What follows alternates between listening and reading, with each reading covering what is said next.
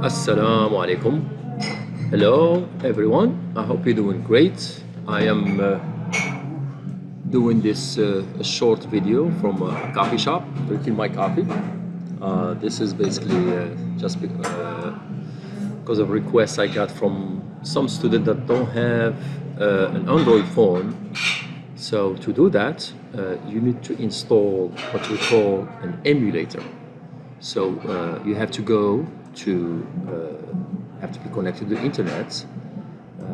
Try to install Chrome. This application doesn't like Windows Explorer or Firefox. Type down installing under Google. Type down installing App Inventor 2 setup on Windows.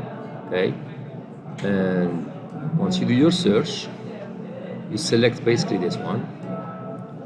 And then you're gonna come to this web page. So make sure, as I said, to have Chrome or Firefox.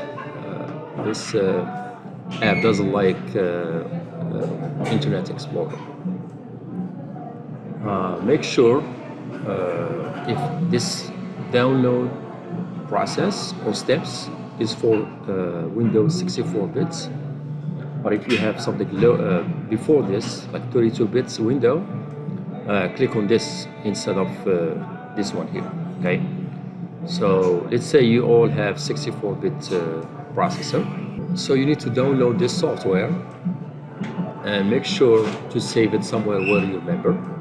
And this is the file name. Click on save. And then just follow the steps. Next. And then agree, and then next. Just follow basically the install steps, and then next, and install. So next again, and finish. So it will take like at least, it took for me about 10 minutes really to install this. So it's a long install process. Just be patient. Install that once. Everything is installed, then this AI starter application, this is what's going to be listening to whenever you touch the application that you're going to build.